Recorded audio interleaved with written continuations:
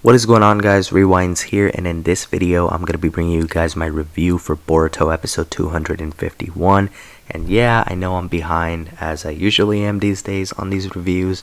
Unfortunately fell a little bit behind again, and with spoilers coming out later in the week, my attention is probably going to change to that soon. But as soon as the whole spoiler fest is done for the mangas that I cover, I'll be sure to get back to the anime reviews as quick as I can.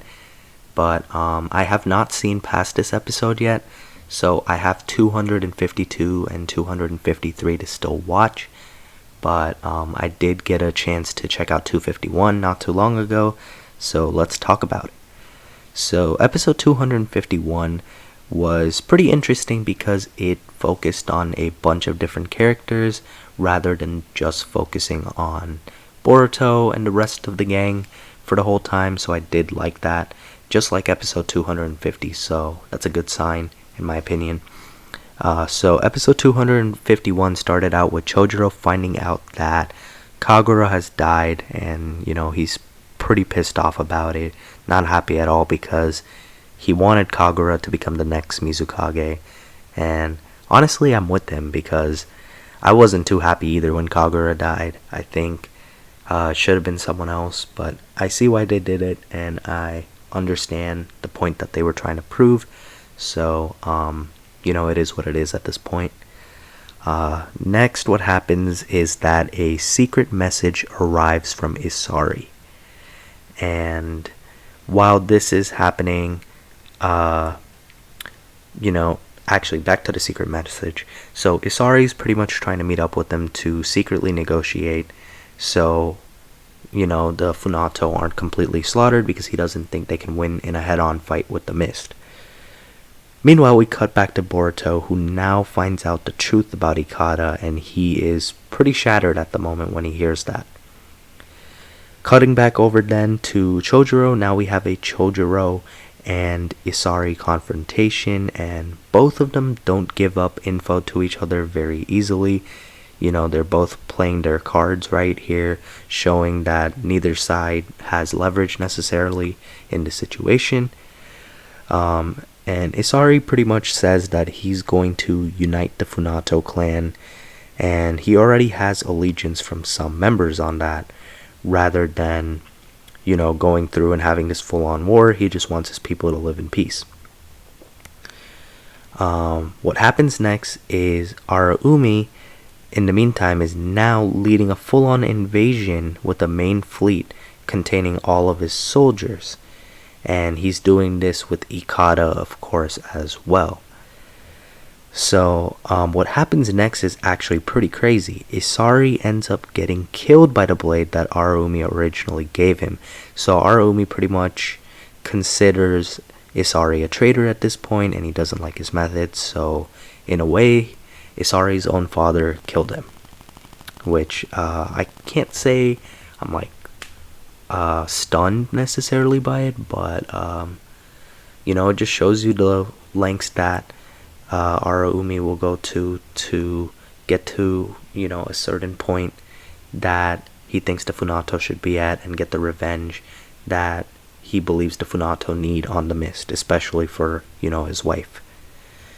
So Isari ends up dying saying, "I just wanted to protect the Funato, father."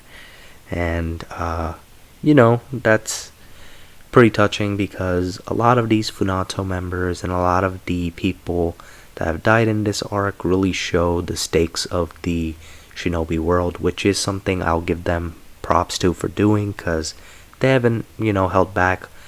Like, it's not like Funato clan members are the only ones dying. We also had Kagura die, we had Hebichigo die, and, the body count might even add up by the time the arc ends. I doubt it, but you never know.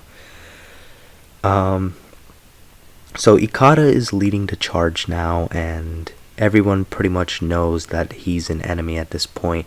Boruto knows, Kawaki knows, Mitsuki, Sarada, the rest of them, the rest of the Mist Village here has an idea of who he is now because he's, they're leading the charge with Araumi.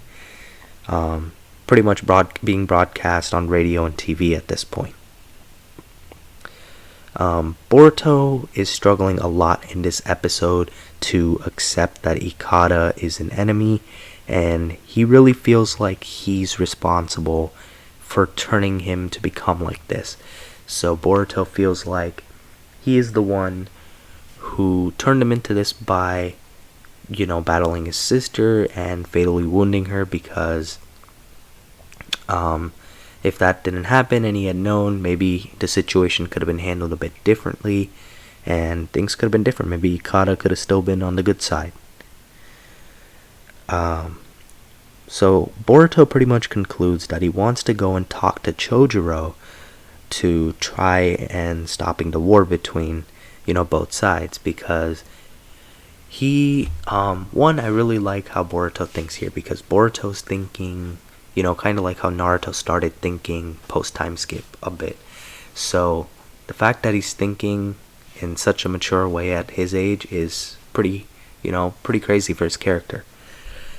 So Boruto pretty much sees how, that there'll be like a whole cycle of revenge that continues on if the war continues, because he knows he's lost Kagura and he can't forgive the Funato for that. But at the same time, he understands that, Ikata just lost his sister. That's a pretty big thing as well. So Boruto can understand that perspective as well. So he feels like both sides have taken losses and he doesn't want more losses to happen. So Buntan and Kyoho are not on board with this whole stopping the war thing, so they try interfering, and we pretty much get Denki and Iwabe versus Buntan and Kyoho, and that happens because they tried to stop Team 7 from leaving the area to go talk to Chojuro. So we had a little skirmish there. Metal Lee's, not involved in this one because he's a bit conflicted because of Hebichigo, so I thought that made plenty of sense as well. So he didn't really side with anyone there. He was just trying to stop the fight. But very nice animation. It was like a nice 30 seconds of pretty top tier animation there. So that was cool to see as well. Especially since you never see that really get used for characters like Denki and Iwabe. So it was kind of nice. So towards the end of the episode, we figure out that Ikata is pretty much planning some sort of surprise attack. And we end off the episode with Chojuro planning on defending the village no matter what the cost is. So it seems like a all-out battle is pretty much inevitable at this point. But Boruto wants to talk him out of that. So we'll see what happens in episode 252 and 253 and how things go on from here. But I'm looking forward to seeing how this arc ends. I'll make an arc review when the arc is done.